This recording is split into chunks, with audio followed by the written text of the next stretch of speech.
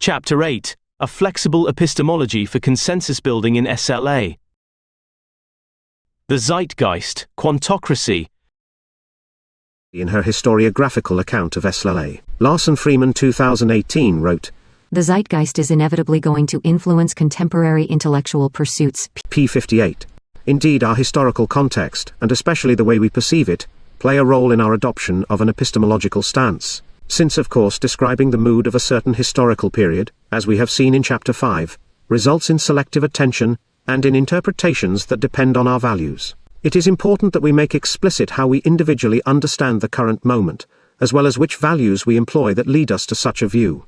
This is my aim in this section, where I try to avoid the problem of the hidden researcher who pretends to work at the background with complete objectivity and who does not explicitly take a posture on social and political issues. I agree with Ortega 2019 as to the rise of authoritarianism, but to me the more important issue outside of academia is the rise of mis- and disinformation due to a lack of trust in experts, which in turn may stem from a dissatisfaction with the quantocracy that reigns over decision-making of all kinds. See Chatterjee 2022. While science needs quantification, I believe a certain seduction over the representational simplicity of numbers pushes us not to be strategic in how we quantify phenomena, and not to be critical of what both the power and limitations of quantification are. A blind reliance on metrics has had negative effects on diverse groups of people, from failed economic predictions to failed policies to the corruption that performance measures incentivize. We also see more quotidian problems like social media users whose mental health is impacted by their addiction to an ever-increasing number of subscriptions and likes and, importantly, a perfectly analogous emphasis on publications and citations in academia, captured by the H-index, which has created a toxic environment of publicationism. As we can read in a news article by Conroy 2020 in Nature, the creator of the H-index himself, Jorge Hirsch, has been critical of the abuse of such a metric. A metric that was not meant to be used outside of the field of physics, has resulted in enormous pressure to publish, and has created a divided environment of power relations. About half the scientific community loves the H-index and half hates it. The H-index of the scientist itself is a great predictor of whether he belongs to the first or the second group. Conroy 2020. But it is not only metrics that go routinely unquestioned in today's quantocracy, it is also statistical procedures. The replication crisis has given us an opportunity to appreciate how little we reflect on the methods we use. With Gigerenzer 2018, showing us the possibility that most graduate students and statistics professors may hold at least one wrong belief about statistical significance. And Hoekstra et al. 2019 showing, we also tend to employ metrics such as coefficient alpha, only because they are accepted as good practice, even when we may not fully understand its origins, original intention, its actual meaning, and limitations. Routine practice becomes ritualized, see Gigerenzer 2004, to the degree that even though we may already know the outcome of certain interventions in advance, we still conduct them only to fulfill such ritual, even if the intervention may be unethical. Ziliak and McCloskey, 2011, p. 38. We also often lack the most basic historical knowledge about the methods we use, and the deep controversies that surround them, for example Acri, 2021, which we altogether dismiss perhaps because, realistically speaking, engaging with those issues would be paralyzing for the whole research enterprise. What all this entails is that we need to redefine quantitative literacy to account for all these issues, which do not depend solely on how well versed we are in some statistical theory, but on sound knowledge of epistemology, critical applied linguistics, the history of statistics and socio-epistemological understandings of science-making. It may be the case that expecting all graduate students to embark on such philosophical journeys is inoperable. Nonetheless, practicing science without first checking if we stand on solid epistemological ground or not has consequences. The replication crisis comes to mind. Often people adopt epistemological positions, only because the methods they were trained on require them. The current state in social sciences is characterized by epistemological divisions, with many writing about the long-ingrained tension between quantitative and qualitative methods, with their clashing underlying epistemologies of objectivism and subjectivism. As Richardson 2021 puts it, the various social sciences seem to be quite isolated from one another, and to be enormously fragmented within their own borders. Hundreds, even thousands of little islands of theory and research within each discipline are pursued independently, with no apparent prospect of their ideas being connected or integrated in any meaningful way. Students in psychology may find themselves torn between quantitative and qualitative approaches to studying human behavior. Not only are these methods fundamentally different, they seek to produce fundamentally different kinds of results. p. 111. Academia has not figured out a way to reconcile these two modes of thought, not even through so-called mixed methods designs. which are only superficial solutions that leave the deep philosophical tensions largely unattended. This is also an incredible opportunity for theoretical development, and in fact some CDST theorists in SLA are working on methodological innovation to tackle such problems, for example Hiver and Al-Houri, 2019. Finally, the philosophy of science has seen trends from somewhat depersonalized to more explicitly social understandings of science making. This means scientists have to pay more attention to the systemic factors and social actions that shape scientific progress, not only to theory, methodology, evidence and interpretation. In addition to this social turn in the philosophy of science, the study of epistemology has seen the emergence of neo-mechanistic understandings of phenomena Craver and Tabery, 2023, which are a response to the problems of logical empiricism. 17. Not to mention there has been a rise of ecological theories like CDST. These contemporary developments suggest there is much theoretical and methodological debate we should engage in to elucidate what will be the foundations of science making for fields like SLA. Through this view it is apparent that the current historical moment is not telling us to ignore the theoretical divide, trust our most commonly used methods, and engage in publicationism, but to democratize theory construction, to challenge our current understandings of methodology and interpretation, as well as to arrive at negotiated views. But how can views be negotiated? The first step is understanding how researchers decide what is knowledge and what is not knowledge, and the way they do that is by filtering their theories and empirical observations through epistemological stances. An important implication of this is that arriving at negotiated views will be impossible if we believe that epistemology is about choosing and subscribing to fixed philosophical positions. Empiricism, interpretivism, materialism, reductionism, nativism, positivism, postmodernism, etc. Scientific progress in SLA will only be possible in a coordinated manner if we start from a flexible epistemology, where we do not see these philosophical positions as rigid and fixed, but as adaptable constructs whose appropriateness can be negotiated in field-specific and issue-specific ways. When goals can only be achieved by coordination and collaboration, we have to make sure not to alienate certain thought collectives, but rather give an opportunity for everyone to engage in the conversation. If our starting point is a dogmatic opinion such as the floor of averages renders all quantification invalid, or the floor of averages is a fake problem, we will immediately alienate some researchers. A flexible epistemology would by contrast pose questions such as, which aspects of L2 acquisition are more likely or less likely to be validly averaged? In a word, I believe overly fixed conceptions of epistemological positions need to go through a process of nuancing. Nuancing in epistemology, the case for a neo-mechanistic epistemology in SLA. In order to engage in a process of nuancing, we have to first identify what the relevant epistemological tensions are, and between which doctrines. In SLA, the epistemological doctrines of traditional mechanism, reductionism, nativism, and generalization that reigned the field in the past have become increasingly challenged throughout the years by their counterparts of complexity, emergence, non-essentialism, and particularization. Table 4 Traditional epistemologies in SLA and their emergent counterparts. Traditional epistemologies in SLA, epistemologies that challenge tradition, traditional mechanistic thought, complexity, the machine metaphor, the ecosystem metaphor, ontological reductionism, emergence, the atom metaphor, the butterfly effect metaphor, nativism, non-essentialism, the DNA metaphor, the chair metaphor, generalization, the cookbook metaphor, particularization, the key metaphor. Firstly, traditional mechanistic thought is the machine metaphor, where understanding phenomena is like understanding the individual gear parts of a machinery along with their function. In this machine metaphor, change is linear and predictable. In SLA, this could be exemplified by the belief in a language acquisition device in the brain, where SLA is the pursuit to understand and predict its functioning.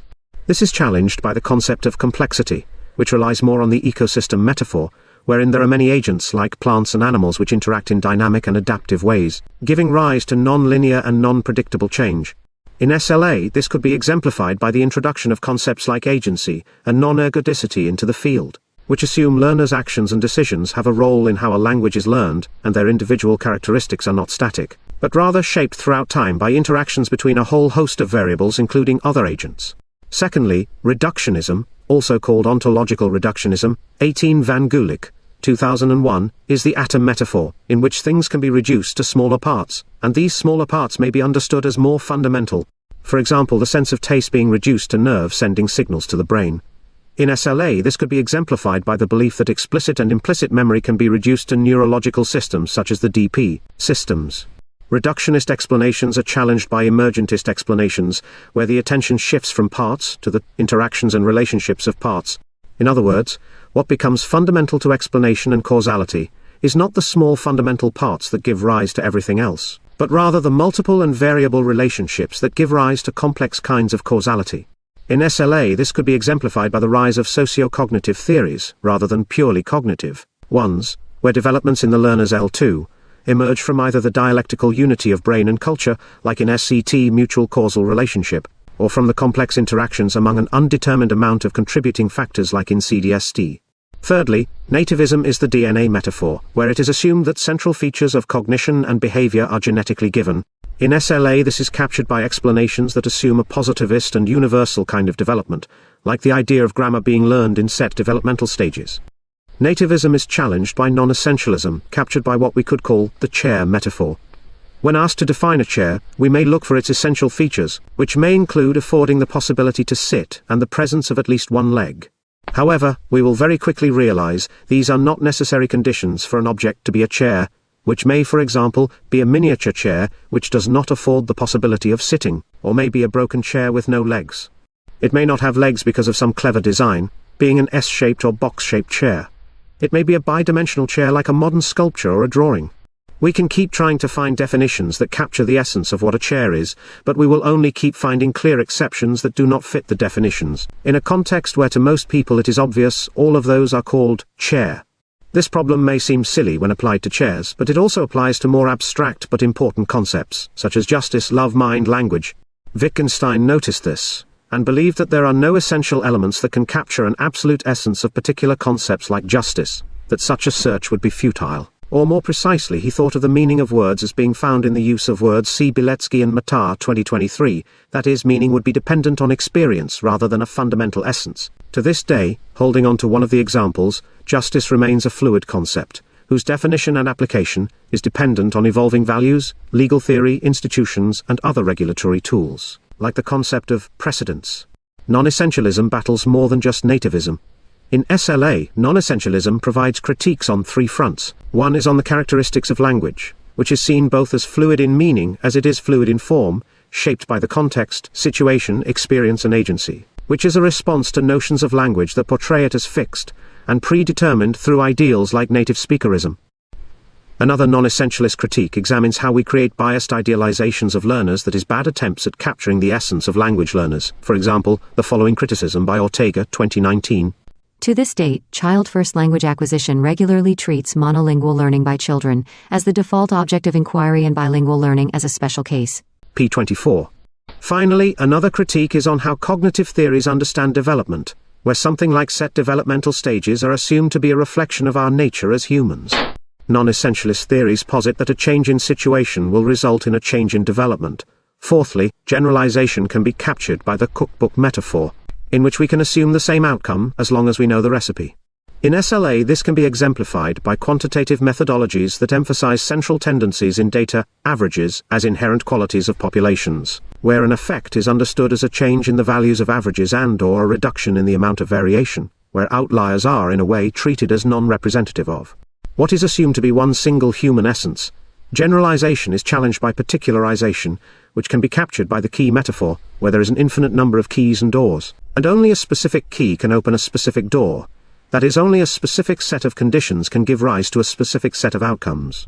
In SLA, this epistemology is mainly pushed by complexity theorists, while other theorists still believe we should more seriously commit to both generalization and prediction. Nuancing our way out of false dichotomies. My thesis in this section is that the above presented dichotomies are false dichotomies that lead to false debates, and that for cooperation between thought collectives to occur in any meaningful way, we need to see these doctrines as what they are, doctrines. For example, Chomskyan theory is commonly criticized as deterministic and nativist. In response to this, a researcher may try alternative foundations for their research, such as the work of Michael Tomasello, which has become very cited in SLA, as shown by robust bibliometric analysis, Zhang, 2020. Alternatively, a researcher may focus on differential success by conducting research through an individual differences perspective. There would be, however, some inconsistencies in such moves. The first one is that Michael Tomasello's theories are not exactly non-nativist. The innate component simply gets reassigned to a different level, from syntax as originally proposed by Chomsky, to the emergence of pre-linguistic innate collaborative behaviors earlier in the evolution of our species, as Tomasello states. I used to think that what makes humans different from apes is culture, and that's still true. But I think there is a deeper answer to that, and I think it's cooperation, or collaboration, because I think of culture as a special form, a group-level form, of cooperation. Tomasello, 2022, 824. Tomasello, similarly to Piaget, also establishes certain abilities in a certain sequence for certain ages, albeit he limits this to only 2 of such abilities, which are not only psychological but psychosocial, and they do not imply the abandonment of the overall prospect of differential development, which other theories like developmental sequences in SLA do abandon. The maturational process unfolds in 2 basic steps. First is the emergence of joint intentionality at around 9 months of age, and second is the emergence of collective intentionality at around 3 years of age. These 2 transitions affect children's cognitive and social psychology across the board, albeit with different particulars for different developmental pathways. Tomasello, 2019, p. 8. It seems that often scientific progress happens in a pendulum-like fashion. In this case, in an academic environment of indiscriminate psychological nativism (UG), theories that stress the role that culture plays in development increased in popularity, as a response, for example, SCT, only to swing back to research-based versions of psychological nativism, Tomasello's joint and collective intentionality.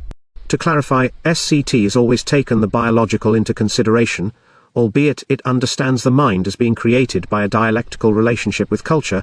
This is why it cannot really be called a nativist theory, although it has nativist components. Tomasello's theory, which is compatible with SCT, provides nuanced understandings that assign innatist explanations to certain mental aspects, while leaving space for less essentialist and less deterministic understandings of development. This historical trends where people assign more or less influence to innate components are a cautionary tale not to adopt a hard posture in binary debates. Determinism is the second problem people run away from when it comes to cognitivist theories, and, as mentioned above, in response to biological determinism that seems to underlie generative theory, some scholars turn to research into individual differences. These have remained as 2 modes of research in SLA, as Larson-Freeman 2018 narrates. There's been a bifurcation of research efforts, with some researchers concentrating on the basic process of SLA, and others considering why it is that L2 learners exhibit differential success. With regard to the question of differential success, important research has been conducted that investigates individual differences, such as aptitude, age, attitude, and motivation. Newer items have been added more recently, e.g., willingness to communicate, learner anxiety, identity, emotions, beliefs, and learning strategies. It is no exaggeration to state that more than 100 dimensions in which learners differ have been identified, and I expect the list to grow longer in the future. p. 59. However, the problem we will quickly run into upon some reflection is that it is unclear why these lines of research would be any less deterministic and mechanistic, especially when it comes to learner, internal, individual differences. The same goes for environmental variables such as instructors, materials, tasks, settings, also including the more socially aware ones, such as educational background, socioeconomic status, etc. All of which, in trying to escape biological determinism, accidentally engage in a sort of environmental determinism. Not only that, focusing on so many dimensions through ontologically weak and mostly correlational methodologies can give the wrong impression that just about anything that is statistically shown to have an effect on L2 acquisition is actually theoretically relevant to L2 acquisition. Money, time, and motivation may correlate with L2 achievement. They may even cause it at some level. But the same applies for sticking to a gym routine, or success in any activity. So while probably relevant to the role of dignity and equality in education, I doubt anyone would argue money is a psycholinguistic variable. I would say the same about many of these supposed variables. It is unclear if they could be named causal or explanatory, and most importantly, in what way. This uncontrolled kind of correlationism was foreseen decades ago and criticized by Gregg 1993. Does feedback vary according to learner group size? Does feedback vary according to task? Does feedback vary according to learning style? Does feedback vary according to teacher behavior? You can see why our anonymous researcher was so enthusiastic. He's got a research program here that will keep him busy till the next ice age. Does feedback vary according to blood type? Hair length? Room temperature? P2. Some theorists in CDST has some proposed solutions for this problem. One methodology is like process tracing that go against unobservable causality. Hiver and Al-Hori 2019 p. 153. The idea that variables change over time and exist in relationship with one another. And 3. The concept of agency, where development does not merely result from variables, but also from the actions of a conscious and active learner. CDST theorists are also open to the idea of combining innate reductionist variables with external environmental ones. With holism as a complement to reductionism, I can foresee a time when the bifurcation between questions concerning the SLA process and those of differential success ends. Larson Freeman, 2018, p. 59. Thus, we see the pendulum swing again, from neurobiological determinism to environmental determinism, and an unexpected move to the center where theories and methodologies pop up, which see outcomes as dependent on complex relationships between variables and agents of different types. It seems quite clear that these pendulum swings are a long and tricky process, not to mention self-reportedly successful research is still conducted on all locations of the pendulum. We as humans seem to be dogmatic, and we struggle to change our minds even when we try, which is no one's fault. Logical empiricism does not help, but rather it takes those negative features and makes them a systemic problem. We get stuck at there is still not enough evidence, and more research needs to be done, when confronted with opposing evidence and opposing theories, disregarding the fact that our views are shaped by our theoretical understandings, which are fallible. Not only that, we qualify theoretical criticisms as weak when compared to empirical theory testing. But as Kuhn 2012 and Longino 1990 have helped us elucidate, often what matters in science is what goes into our psychological foundations, why we think a certain type of evidence can count as strong evidence. In the case of Kuhn, the point is that knowledge depends on the methodologies and interpretations that our shared theoretical foundations and available methods allow for. In the case of Longino, the point is that in negotiating foundations and assumptions, science gets stronger. That is, science is strong because it is a social activity. Empiricism and intersubjective debate are not contradictory entities, but allies on our quest for plausible truths. One possible infrastructure for theoretical development. Merely saying we need to be more flexible, while leaving the above-mentioned doctrines unchanged would not be a solution. Instead, my proposal for a flexible epistemological framework is a focus on what I believe to be a unique development in the philosophy of science, one that can help us break away from these paralyzingly binary narratives. The new mechanism. Traditional mechanistic thought and complexity have in a way collapsed into proposals of a neo-mechanistic view. See Craver and Tabery, 2023. Reappropriating the term mechanism has been a risky strategy, because many social scientists immediately run away from the word, as they consider it old-fashioned and dehumanizing. However, this reworked conception has very desirable characteristics for all theorists, as it allows for both explanations that approach the concept of complexity, as well as those that are closer to the more traditional views. Craver and Tabery 2023 present mechanisms as 1. Not necessarily deterministic, 2. Not necessarily reductionistic, 3. Not necessarily linear, 4. Not necessarily localizable, 5. Not limited to push and pull dynamics. Not simply relying on a metaphor, but actually describing parts and activities. I believe that a neo-mechanistic epistemology allows us to have much leeway in building explanations. For example, a part can be an object, an agent, a neurological system, a person, a dialectic, an environmental variable, a linguistic policy, human culture, etc. This affords ontological flexibility in theory building. The framework also allows us to attribute nativism to some phenomena and non-essentialism to others. To create semi-reductionist theories that avoid the problems of extreme correlationism, for example the blood type and room temperature problem described by Gregg, 1993.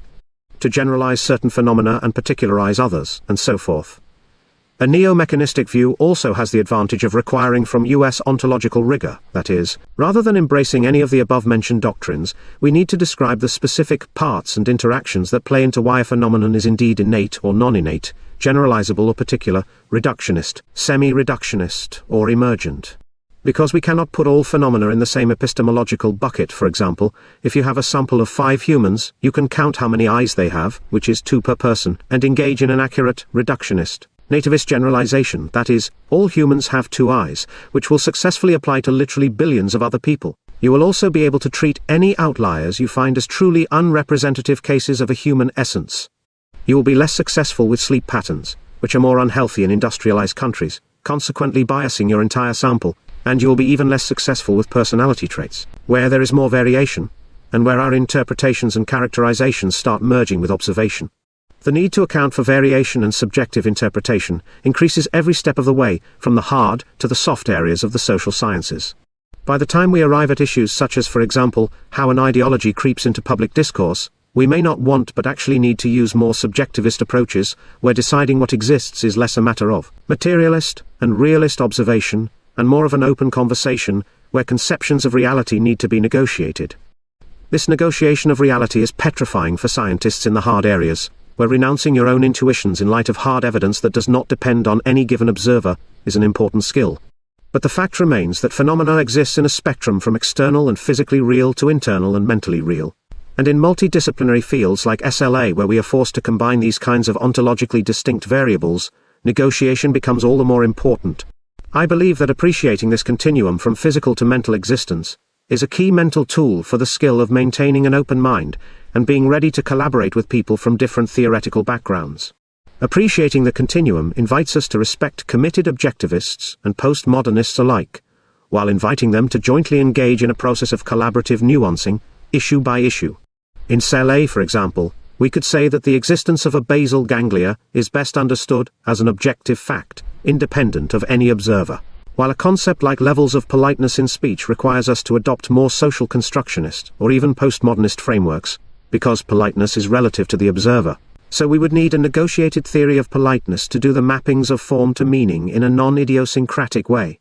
When we want to approach something like the acquisition of an L2's polite speech in relation to non-declarative memorization through the basal ganglia, then having a flexible epistemological framework that helps us elucidate how to conceptualize all the parts and processes involved is less like a pipe dream and more like a basic need. A neo-mechanistic epistemology has the potential to fill that gap and allow for interdisciplinarity in the absence of mature theories by providing an infrastructure to build such theories.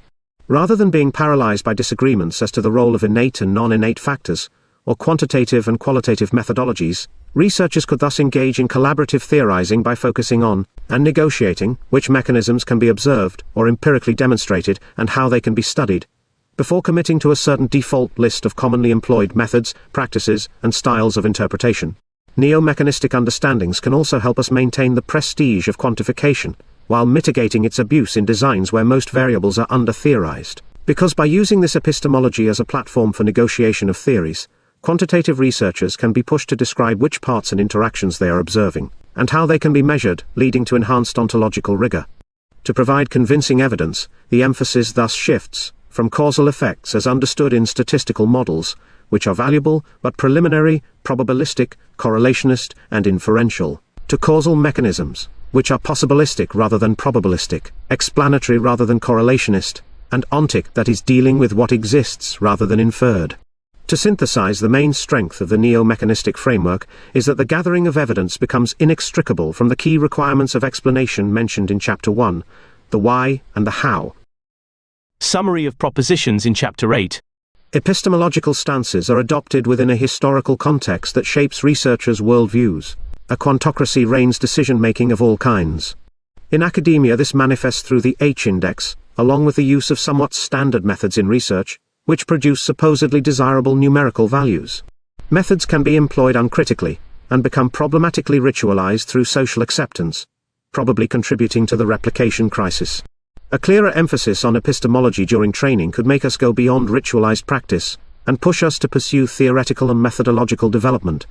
Epistemology is not useful, however, if we believe we need to subscribe to fixed philosophical positions that are incompatible with other positions. Instead, I propose we need a flexible epistemology, which can be achieved through a process of nuancing. Traditional mechanism, reductionism, nativism, and generalization are traditional epistemologies which have been challenged over the years by their counterparts of complexity, emergence, non-essentialism, and particularization. I argue these are in fact false dichotomies that lead to false debates. Pendulum-like swings in the history of social sciences and SLA show often two-sided debates can collapse into a single, hybrid, non-contradictory position. I propose that a neo-mechanistic epistemology can be a common language for inter-theory and interdisciplinary communication and collaboration in research and theory building.